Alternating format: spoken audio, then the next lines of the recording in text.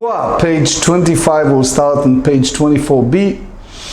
The Mishnah tells us a fellow is very happy to hear that his animal giving birth, he ran and he whispered in the ear of the animal, "This is going to be sanctified." But the animal delivered something strange. It was a baby animal that was either tumtum or androgynous, meaning, as we learned in the past, is something that it's a question if it's a male or female. So in our Mishnah, Rabban Shimon Gamliel tells us that it's not the new born is not imbued with sanctity, and you have here a indication that they are not imbued with sanctity in any case, even if they are offspring of a consecrated animal. So we're going to study this subject as well as how to analyze the expression of the person, toch kedei dibur, and many more, such as if it's a statement that we interpret it as a God statement versus our understanding, divrei harav ve divrei talmid, how exactly we follow. But let's go to page 25, top of the page. Rashi explained to us at the top of page 25, we have to analyze the intent. The reason that it's not imbued with sanctity, it's because the one who sanctified his animal intent with mindset that this soon to be a baby animal, now it's just a fetus, it's male. Because it came out in a way that cannot sanctify, because of the quandary and uncertainty, therefore doesn't have chalot kedusha. Tosfot have a different interpretation. Tosfot said, but in any case, when it's come to those animals that carries either tumtum or androgynous, as we said, it's not clear if it's a male or female, it's cannot be at the first place any type of sanctity. And the only chalot kedusha, the only act of sanctity can be only because they are offspring, vladot kodashim, of something that's sanctified. Now, it's important to know that Tosfot mentioned here that if you see the Gemara we study already on Tractate Temurah, page 41b, you see Rav Chizda views differently. But anyway, amai en kedusha chala alehem. What's the reason that those animals not imbued with the sanctity of the mother? So it's not a question why they're not befitting to any type of sanctity. That's the way Tosfot explained to us. But the question is, since they are a fetus of something that is consecrated, so by its nature it should carry sanctity, but only later, when it's developed a sign of tumtum and androgynous, then the sanctity depart for them. Or you may say the other way around, so because they came from a sanctity, so they carry that. But as we learned many times, ubar lav yerech imohu, that the baby, it's in a way, by a way halakha treated is almost like a separate entities. Kasavar Rabban Shimon Gamliel, vladot Kodashim bahavayatan hen kdoshim.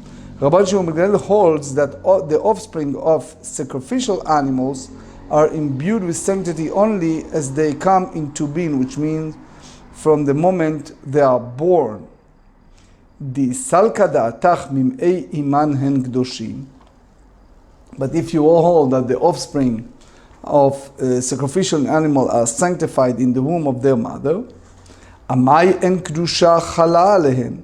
So based on what we learn in Vayikra chapter 27 verse 26, so what's the reason that they don't carry a sanctity? Why Rabban Shimon said that the tumtum and androgynous doesn't carry any sanctity? Hat fastinu kedusha deimaihu, because they have the imbued with sanctity with the mother who are consecrated animals. Ela shma mina. Rather, you learn from this that Valdei Kodashim Bahavayatan and Kodashim, that the offspring of sacrificial animals are sacrificed only as they come into being. So now the Gemara brings a Tana that disputed Rabban Shimon Gamliel in regards to the proper time of sanctification of those offspring of consecrated animal. V'hai Tana, and the Tana that disagree with Rabban Shimon Gamliel and holds, Savar Vladei Kodashim im Eimaim Kedushim, that the offspring of sacrificial animals are sanctified in the womb of their mother. The Tanura Banan, the sages taught that based on what we mentioned the pasuk in Leviticus 27 verse 26. Ach b'chor shor asher yivukar laHashem bavema lo yakdish ish oto.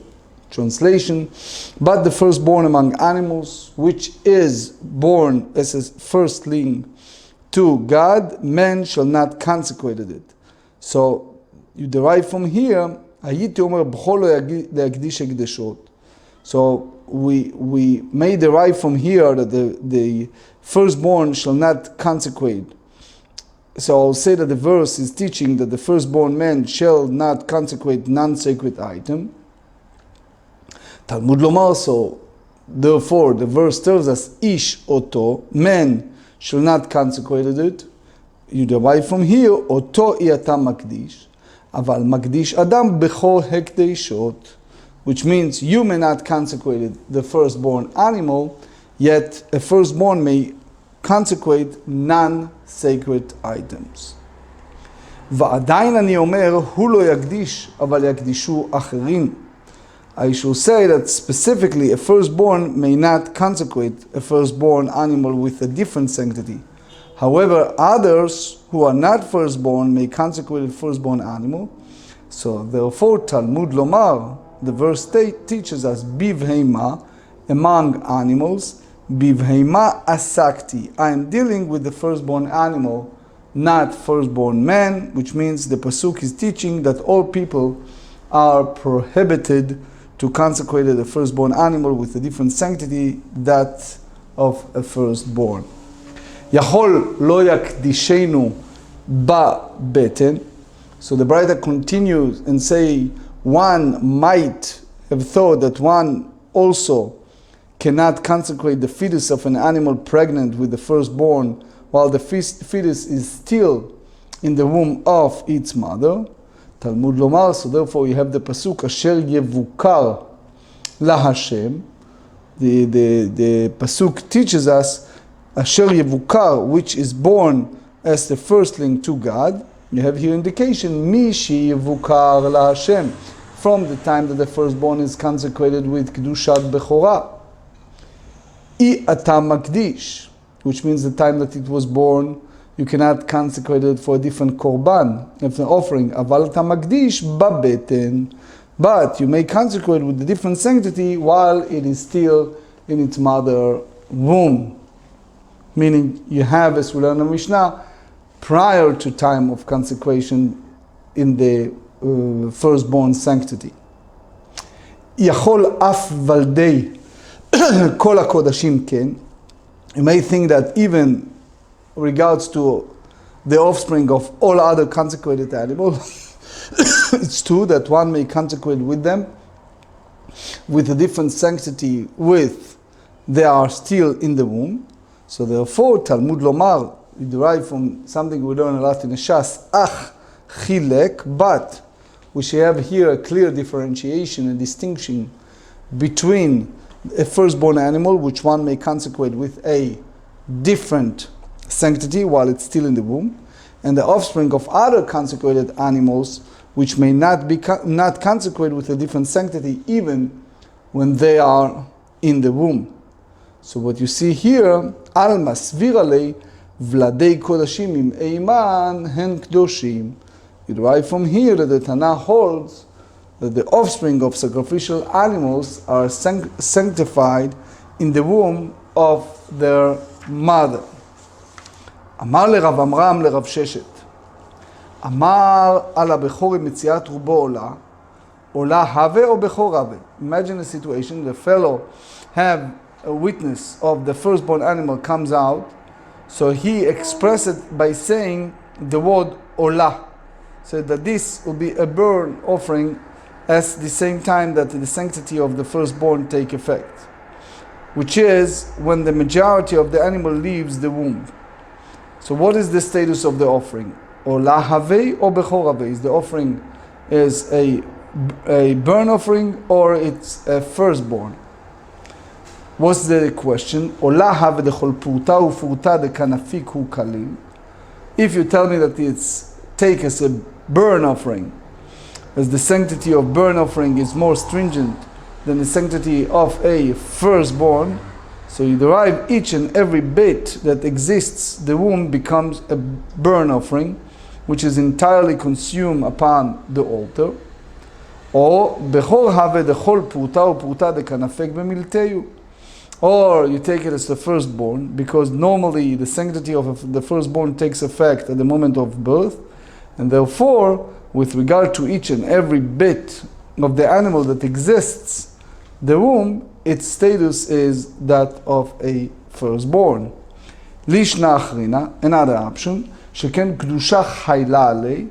You have the offering is a burnt offering because it's imbued with more stringent sanctity of a burnt offering. Or dilma, or perhaps you can say, bechor havei, you take the status of a firstborn, sheken kedushato merechem, because the Almighty is declared in our language, obviously it's anthropomorphic, but it's God in a way declared its sanctity as a firstborn upon coming out from the womb. Amar lei, so Rav Sheshet responded to Rav Amram, and he said, Maiti ba'elach, what is your predicament? Hainu devai ilfa is the same as question as a quandary, as dilemma that ilfa raised with regard to the leket. Amar ala leket, which is to the issue of gleaning left for the poor, which the wealthy man not take if the owner of a field at the harvest time, like the story in Megillat Ruth, right? And it is, the quote is said, Im neshirat rubo yeheh hefker. Meaning, he stated, this grain that is now on the stock will become ownerless property, meaning that even the wealthy can acquire it at precisely the same time as the halacha of gleaning left for the poor takes effect, which is when the majority of the grain falls off the stalk. So what's the status of the grain after it falls off the stalk? Leket have or efker have? Is the gleaning left for the indigent, or it is ownerless property that even the wealthy can take? What's the safek? What's the side? Leket have, you may say that it's gleaning. Sheken kedushato bidei shamayim, as the sanctity is dictated by the hand of heaven at the moment that the grain falls off the stalk. Or dilma efkera, or you may say that it's an ownerless estate because that status is more inclusive. Sheken zochim bo aniyim va'ashirim, because both the indigent and the rich may acquire the grain. V'amar Abaye, so Abaye responds to that ilfa's dilemma. Maiti ba'ele, what is your question? When there is a conflict between statement of the master, divrei harav v'divrei talmid, divrei mishumim, which is the Almighty who commanded that the grain become gleaning for the poor, v'divrei talmid, in the statement for the students, one who declared that the grain to be ownerless property that may be acquired even by the wealthy.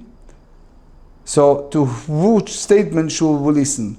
Obviously you listen to the word of God. So the same way with regard to Rav Amram's dilemma, when there is a conflict between the statement of the Almighty and the statement of the students, hachenam divrei mishomim, to whose statement should one listen? So the fetus, as a result, is consecrated with the sanctity of a firstborn, not that of a burnt offering. משנה הקדושה, האומר ולדה של זו עולה והיא שלמים דבריו קיימים. A fellow watched his pregnant animal and he said, the offspring of this non-sacred animal is a burnt offering and the animal itself is a peace offering. So his statement stands, which means is effective. היא שלמים ובלדה עולה, הרי זה ולד זבחי שלמים דברי רבי מאיר. But if he said the animal itself is a peace offering and his offspring is a burnt offering, it is an offspring of a peace offering whose halachic status is that of a peace offering. That's the view of Rabbi Meir. Amar Rabbi Yosei, disagreed Rabbi Yosei and said, אם לכן נתכוון תחילה, if it was that the owner intent from the outset, which means to designate the offspring of a burnt offering, when he designated the mother as a peace offering, הואיל ואי אפשר לקרות שני שמות כאחת, since it is impossible to call it by two designations simultaneously, דבריו קיימים, his statement stands, which means, and the mother is a peace offering and the offspring a burnt offering. ואם מי שאמר הרי זו שלמים נמלך ואמר ולדה עולה, הרי זו ולדה שלמים. And if it was only after he said this animal is hereby a peace offering, that he reconsidered and said its offering is a burnt offering, that offering is a peace offering, and before he reconsidered, the offspring had already assumed the status of the offspring of shlamim, of a peace offering. אמר רבי יוחנן, הפריש חטאת מעוברת וילדה, רצה בה מתכפר, רצה בבלדה מתכפר. You have here a situation, a person is committed a sin, he need to bring a sin offering, but he consecrated an animal that is pregnant. So in a way, the view of Rabbi Yochanan is to have a choice. He can atone by the animal, mother, or by its offspring. But based on Tosfot, page 11, it has to be only Makdish Se'ira, not Kisba. You see Tosfot, page 11, Dibur Matchil HaShochet. Anyway, my Tama, what's the rationale? כסבר רבי יוחנן אם שירו משויר, ובר לה ברך עמו. So here, the reason is, he says, if you reserve the fetus and designate it as a non-sacred, which means, he said, the fetus is non-sacred and the animal itself is designated as a sin offering, then the offering is considered reversed, in a sense that the reservation is, and it's non-sacred despite the fact that the mother is consecrated. The reason that Rabbi Yochanan holds that the fetus is not considered the thigh, and ubar lav yerechimo, which means it's not part of the animal, of the mother's animal. So as a result, just as one can reserve the fetus from being consecrated with its mother, the same way one can consecrate the fetus with separate sanctity than that of the mother.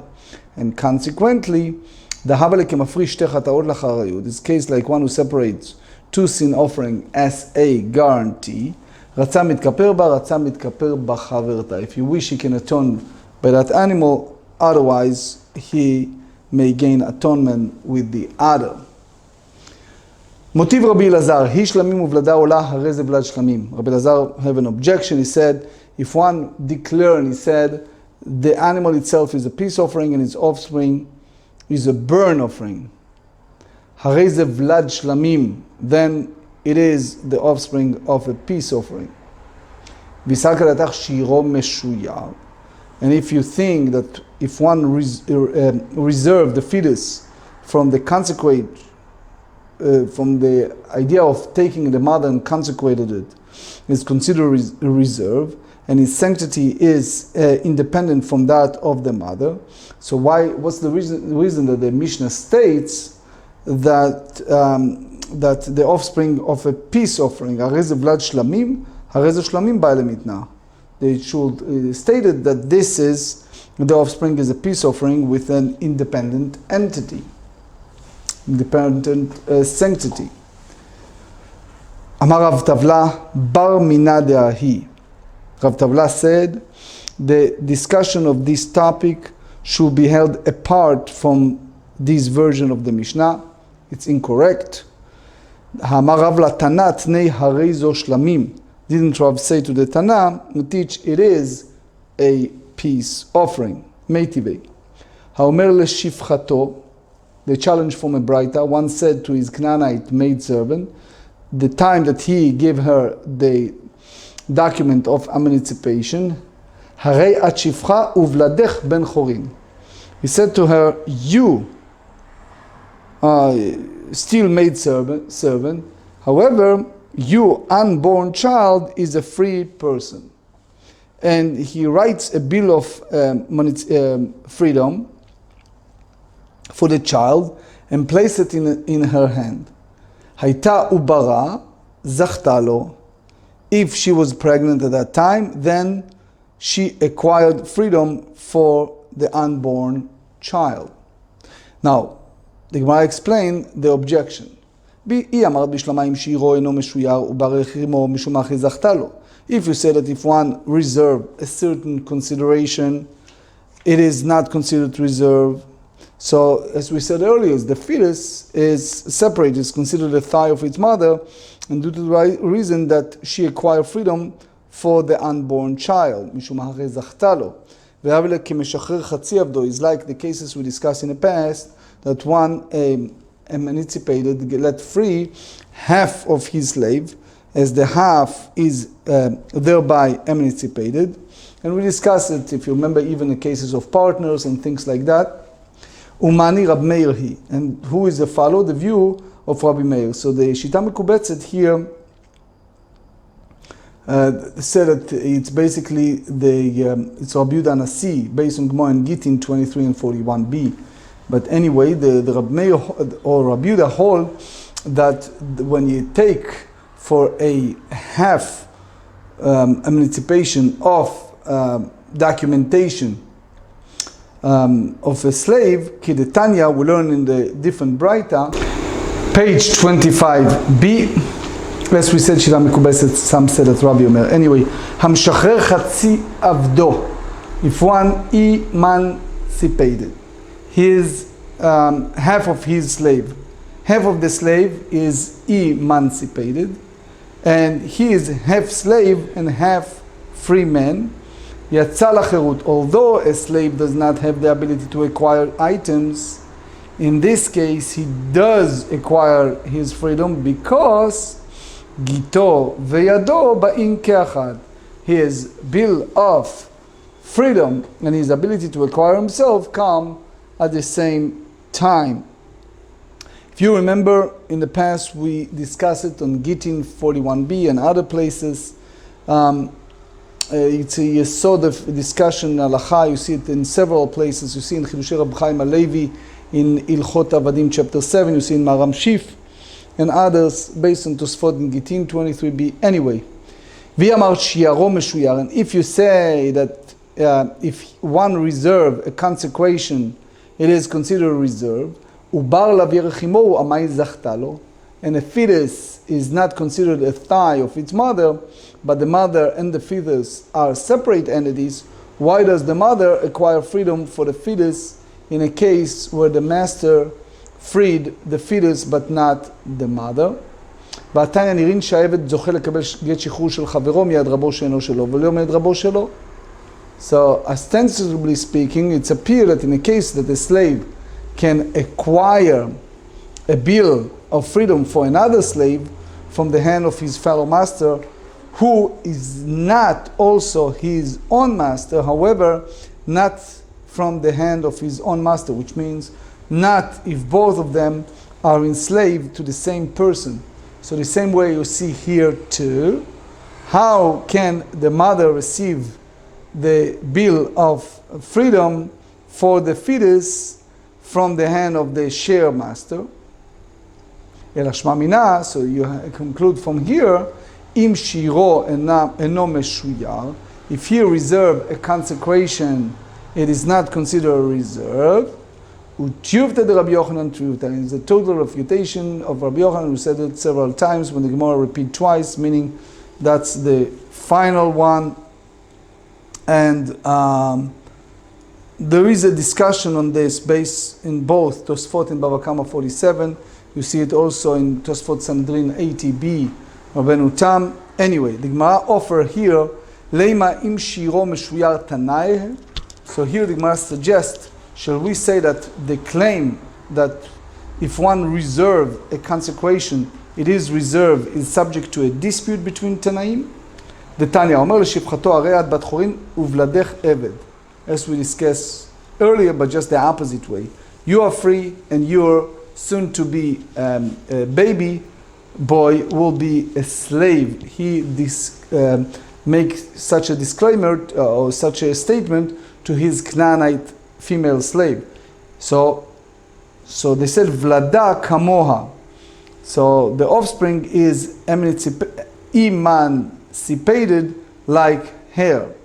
That's the view of Rabbi Yosef Glili. V'chachamim, the sages hold, Dvarav kayamim, his statement is upheld. Mishum shenemar ha'isha viladeha tiyeh la'anonea. The Torah said in regard to Canaanite maid servants in the book of Shmot, Exodus chapter 21, verse 4, ha'isha viladeha tiyeh la'adonea. The woman and her children shall be her masters. So this pasuk speaks about a Hebrew slave that come to be emancipated after 6 years of work. So the Torah said the master can find for him one of his Canaanite maid servant as a wife. And the chidush here, when he's free, his maidservant wife and the children are free. But here they said, Im adunav, the Torah said, if the master yiten lo isha v'yalda lo banim ubanot, ha'isha v'yiladea tiyeh ladna v'yitzeh begapo. So the woman and children belong to the master, and he can be free by himself. So the question is, what the Gemara imply? Kra mai talmuda lerabanan. What is the derivation of the verse here that indicates support for the opinion of the sages, who basically rule in this case that the child of a free maidservant remains a slave? אמר רבא אמר קרא לרבי יוסי הגלילי דקטני, ולדה כמוה שנאמר והאישה ולדה תהיה לאדוניה בזמן שהאישה לאדוניה ולדה לאדוניה. Here for the derivative from the pasuk, when the woman, the servant, belongs to the master, her offspring likewise belong to the master, but if the woman is free, the offspring is also free. So this is what the sages disagree over this point. The Rabbi Yossi savar shiro eno meshuyar, Rabbanan sabri meshuyar.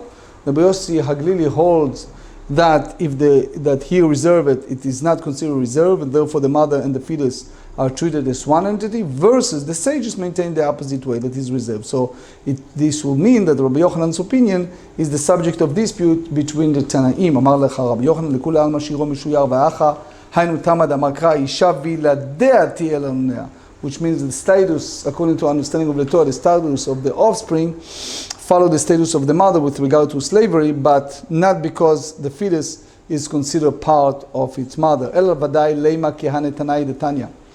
השוחט את החטאת ומצא בה בין ארבעה חי.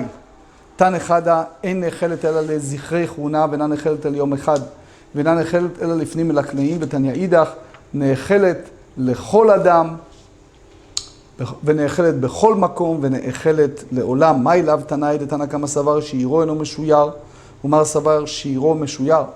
אמר לך רבי יוחנן, דכולי עלמא אם שעירו משויר, והנתנאי בהקא מפלגי. דמר סבר ולדי קודשים בהווייתן הן קדושים, ומר סבר ולדי קודשים במאי אימן הן קדושים. ובהייתם על אוקשיה, כאן בשהקדישה ולבסוף נתעברה, כאן בשנתעברה ולבסוף הקדישה.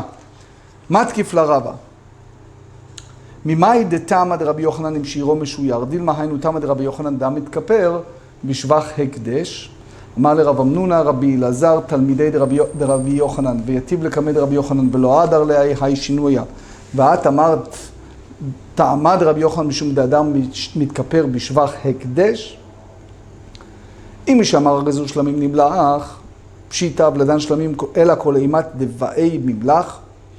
אמר רב פאפא לא נצרכה אלא שאמר בתוך כדי דיבור. מה עוד אימת תוך כדי דיבור? כדיבור והי עיוני הוא דקמעיין כמשמלן.